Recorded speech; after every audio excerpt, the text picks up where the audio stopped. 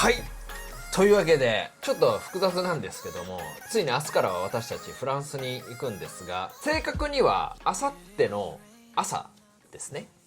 5月11日の朝からフランスへ行きます。で、実は僕は明日の昼に一度成田に飛んで、で、羽田まで移動して、羽田で一泊して、ワイフ内藤さんを、羽田空港で待ちます。そして、ワイフ内藤さんは5月11日の早朝に名古屋から羽田にいらっしゃるというコースでございますね。今回この理由は、皆さんマイルありますね。マイルで僕もワイフ内藤さんも取ったんですけど、マイルってやっぱり優先順位がありまして、その期間とか、その帰るタイミングとかチケットが取りやすいタイミングの方からやっぱり優先的にマイルが使えるんですよ。僕は今回1ヶ月なんで、それが結構すぐマイルで取れたんですよね。はい。皆さんすいません。ボンジュールワイフ内藤です。すいません。ちょっと自己紹介のタイミングをさ、すいません。そうですよ。失うぐらいちょっと喋っちゃったんですけど。そうなんです。内藤さんはハイシーズンに帰ってくるっていうのじゃなかったので、帰りが6月の半ばぐらいで夏休み前とかだったので、多分、マイルのお願いをして1週間ぐらいで取れました。はい、で、私はなんと取れませんでした。はい、行きだけ取れたんですけど帰りがそっかそうだったんだ。帰りが取れなくって結局行き帰りが取れて初めて入金になるので、結局取れなかったんですけど、そういうことがあるかもしれないからっていうところで変更可能チケットっていうのを ANA の正規のチケットで高かったなかなかの金額でございましたね。でもやっぱり私が夢を叶え続けたい場所なので、また今年も頑張りたいなと思ってチャレンジします、そうなんです。もう今またユーロまた円安が進みましてですね、またユーロ高くなっているタイミングなんですけども、やっぱりこのタイミングだからこそやっぱり攻める時は攻めないと。そうですね。なんかやっぱ一番最初パリで挑戦した時にマダムに言われたのが続けることよって言われた一言が自分の中に軸でドーンときて頑張ろうかなと思って今年も続けることができました、でちょっと初めてこの回を見る方もいると思うんで説明すると、前回の動画とかは出てるんでこちらを見ていただくのが一番分かりやすいんですけども、ワイフ内藤さんは約3年前自身の夢でありましたパリでの展示会ですね、を成功させまして、昨年もやって今年で3回目ですね、6月の頭か、6月1日からやるんですけど、今回僕たちがこのタイミング5月の、だからまだ中旬ぐらいに行くんでまだ結構時間があるんですけど、そうなんですよ。その理由が今回ワイフ内藤さんはちょっとねピザの様子じゃあちょっと一回ピザの様子ピザの様子をちょっとピザの様子職人なんで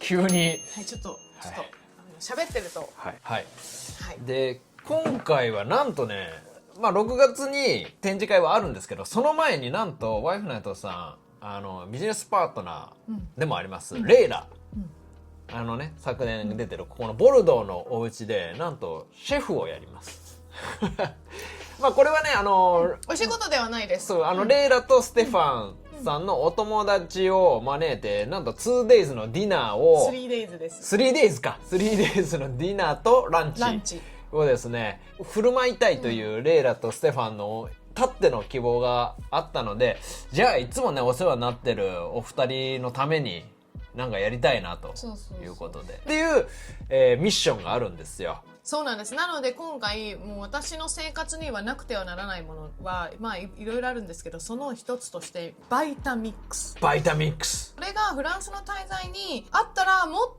とバリエーションが増えてもっと豊かだろうなって思って、ポップアップがあるバイタミックスがないと料理ができないかもっって麹とバイタミックスがないと私料理できないので、ぜひバイタミックスさんってよろしくお願いしますっていう形で、お願いいたしましたらなんとご提供いただきまして、ありがとうございます。ただご提供っていうのは日本国内だけなので、自分たちでシッピングをする、でそれはきっと私の中では日本でこれからフランスに引っ越す方とか、日本に一時帰国してフランスにバイタミックスを持っていきたいっていう方の参考になればと思って、送り方だったりとかいくらかかったのかっていうのも動画にしておりますので、それは次回の動画になるのかな。はい、ご紹介したいと思います。はい、なので、船に乗せてバイタミックスが長旅をしてボルドーにちょうど2週間ぐらい前に到着いたしました。よかった。料理をやるんですよ。1個キャリーケース全部食材なんです。何をしに行くんだろうぐらい食材を持ってます。いきますか。はい、行きましょう。私も準備万端です。荷物がとにかくやばいよ。ほぼ食材なんで帰りはほぼないです。ゼロ。そんなことはないけどね。というわけで私は先にセントレア、そして、成田、羽田に向かいます。長旅だね。お父さんを今から迎えに行って、昼食を食べて行きます。よいしょ。はい、いいですか。シートベルトしてくださいね。というわけでお父さんも一緒にパリに行くということでね。もう空気を読んだようには荷物が少ない。お寿司。痛い、腰痛い。よし、ゆっくりやろありがとうございます。国内線扱いで荷物、う。いや、大丈夫。それは大丈夫だよね。はい、お願いします。お預けされるお手荷物が2点でよろしいですか？はい、はい、ありがとうございます。無事、荷物預けることができましたので、よいしょ。はい。何食べに行きます？お寿司か、はい、エビフリャ。お寿司で。美香さんだってエビ食べられないもん。よっしゃ。こんなパリではいくらになるんだろう。普通のマグロかと思ったら大トロ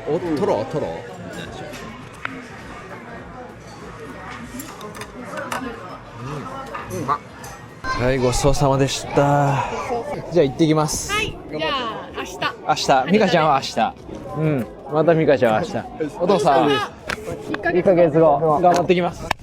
行ってきます。じゃあはい、行ってらっしゃい。スマートフォンの画面に表示してお進みください。はい、じゃあまた。大丈夫。行ってきます。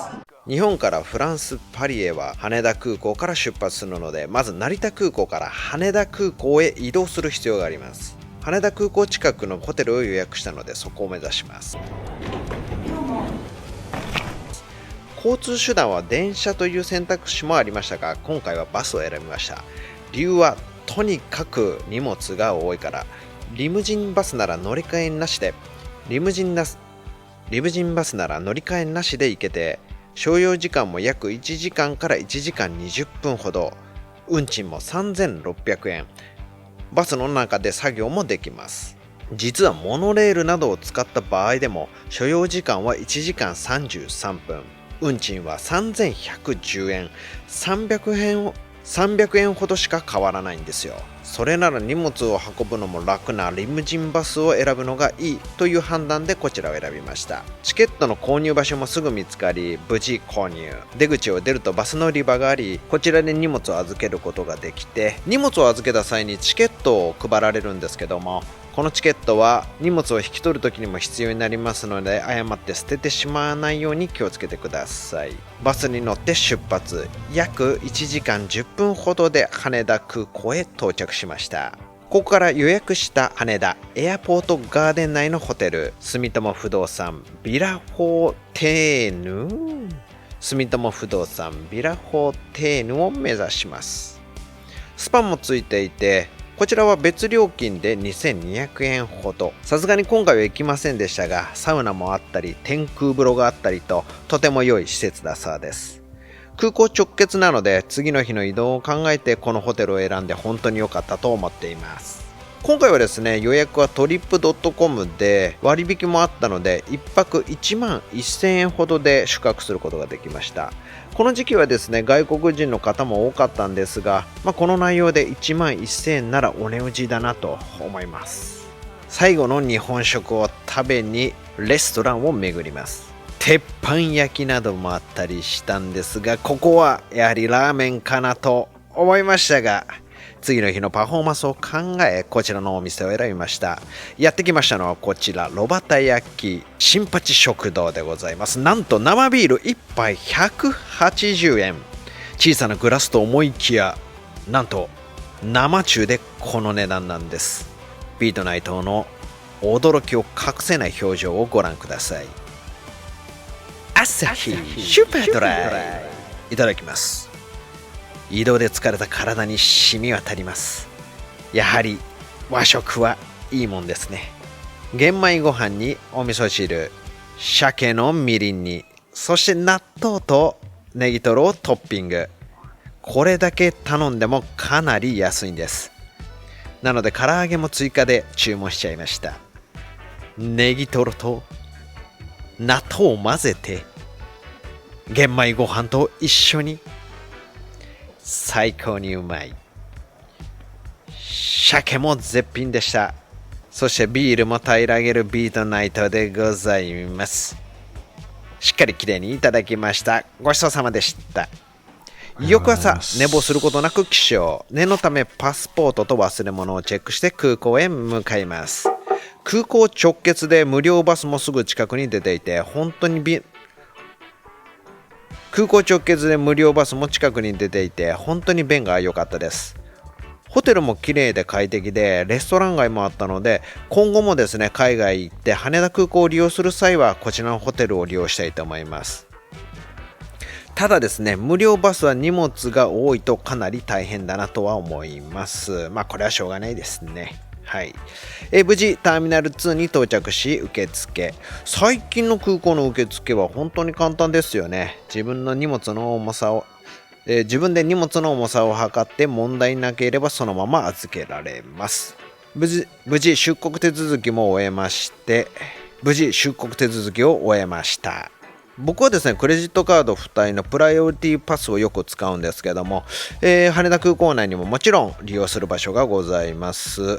こちらのプライオリティパス専用ラウンジで、朝食、そしてコーヒーなどをね、飲みたいと思います。朝なのでコーヒーに加えまして、健康を考え、トマトジュースをいただきたいと思います。こちらのラウンジはですね、ご飯も充実しておりまして、とても快適でした。日本人ならカレーやろがということで、最後に美味しかったです。機内食のことを考えず、カレーをね、頬張ってしまいました。そんなことも思いつつ、せっかくなのでビールもいただきます。やはりですね、朝から飲むビールは最高でございます。搭乗時間が迫ってまいりましたので、ゲートへ向かいたいと思います。ここでですね、今朝名古屋空港から出発したワイフナイトと待ち合わせなんですが、姿が見当たりません。しばし待つとしましょう。するとなんと、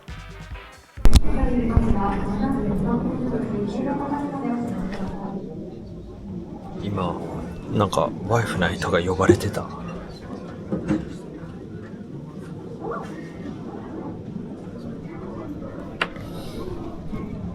呼ばれてたぞ。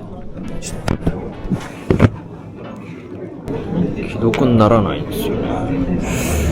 どうしてあれ、もしかしてあれはワイフ内藤さんですかね。どうした？今着いた。危なかったね。間に合ってよかったですね。もう豆。失礼しました。お疲れ様です。何がさっき呼ばれてましたよね。確実に。Are you okay? って言われた。誰にやばいって言ってたら、今回すごい荷物が多かったんですよ。で、それは理由がありまして、で、その動画はちょっと自分で撮ってるんで、こちらをご覧いただいて、で、もう家で測った時点で23キロ超えてたので、事前に予約した方がちょっと安いので、23キロ超えるっていうことだったんで、重量オーバーのね、手続きを、2万円でしたんです。昨日。で、いろいろこう調べてたら、余裕と思って朝余裕でふーんって感じで行って、乗せたら2万円超過いただいたんですけど、重さじゃなくて個数ですって言われて、個数ってなって、何か分けれますかって言われて、カバンなんて持ってないじゃん、そんな3つ目のなんですけど、1個ずつ持つんで背負っていくリュックを入れてたんですよ。そこに分けれて、ランタララですけど、分けれて3個で、超過料金しっかり使っていくことができました。なので重量じゃなくて個数でした。カップラーメン、ベースのカップラーメン、あれやん、めっちゃ食うやん。機内食とこれ。いや、私機内食を食べないので。そういうことね。めっちゃ食う人かと思った。罪悪感なく食べれちゃう。なんか知ってるわ、このベースのなんか焼きそば知ってる俺これ。はい、ここからパリはシャルル・ゴールド空港へ向かいます。先日もお伝えしましたが、私は腰が悪く、いわゆる坐骨神経痛というやつでございまして、なので飛行機内ではですね、こういったクッションが必須になります。これはね、先日買ったんですけども、空気を入れるタイプで、とてもですね、簡単に空気を入れることができますし、さらにですね、非常に空気も抜けることなく、とても使い勝手のいいクッションでございました。そしてフランスはパリシャルルゴールド空港へ到着でございます。ビアビニュー。はい、着きました。無事。お疲れ様。すごい。腰どうですか？腰ダメですね。ダメです。ダメです。ダメです。2人で来るの初めてなんだよね。2人で来るの初めて。でもほぼ1人だったけど。まあ確かに。僕たちはですね、これで3回目のフランスなんですけども、2人一緒にこの空港に到着するのはなんと初めてなんです。いつも別々というですね、変わった夫婦ではあるんですけども、ここからいつもお世話になっているレイダ、ステファン、エイマンファミリーの自宅へ向かいます。ここでなんとご主人のステファンさんが空港まで迎えに来てくれていたんです。Bonjour. Salut. Salut. Ça va? Ça va bien. Ça va. Stéphane, thank you for coming.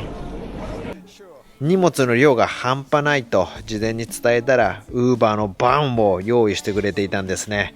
本当に優しい素敵なお父さん。それにしてもですね、この荷物の量はやっぱり半端ないですね。Mini. Yeah, I know.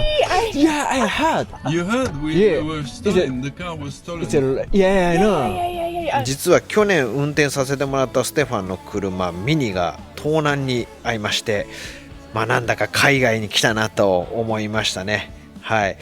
車は行方不明だったんですけども、なんと盗難された場所から約200キロ離れた場所で車が発見されて、無事車が戻ってきたそうです。よかったでございます。そしてパリの自宅へ到着。愛犬の海ちゃんもお迎えしてくれました。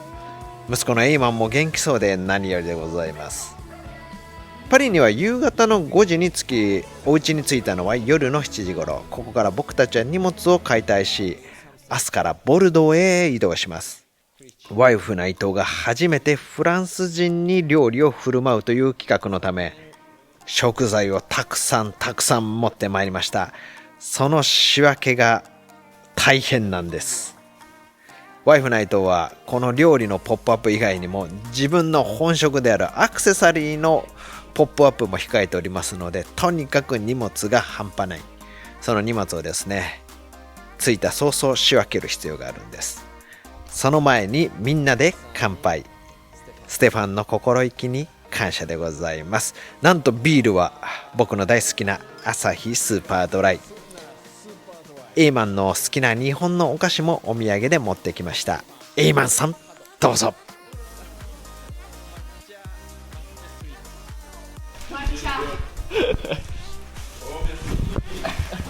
人の家に着いた直後から荷物を広げて部屋を散らかす内藤夫婦でございます。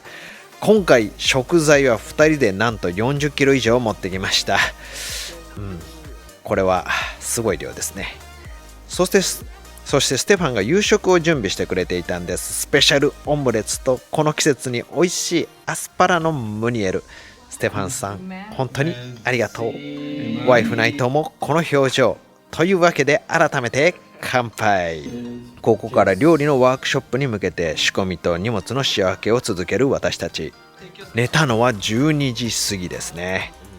さらに翌朝は朝5時に起床。ここからモンパルナス駅からボルドー方面のルガソンという場所へ移動します。ピクチャー。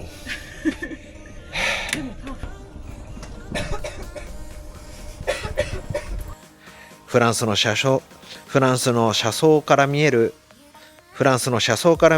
大自然を眺めながらの移動です。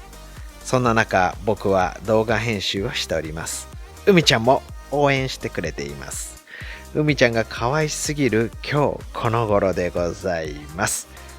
さあ、明日からいよいよワイフ内藤の初めてのチャレンジ。美食の国フランスでフランス人へのお食事の提供。果たしてうまくいくのでしょうか。ワイフ内藤さんが準備している中、僕ビート内藤は火起こしをしております。果たして火は起こせるのか。料理のワークショップはうまくいくのか。次回の動画をご期待ください。次回もお楽しみに。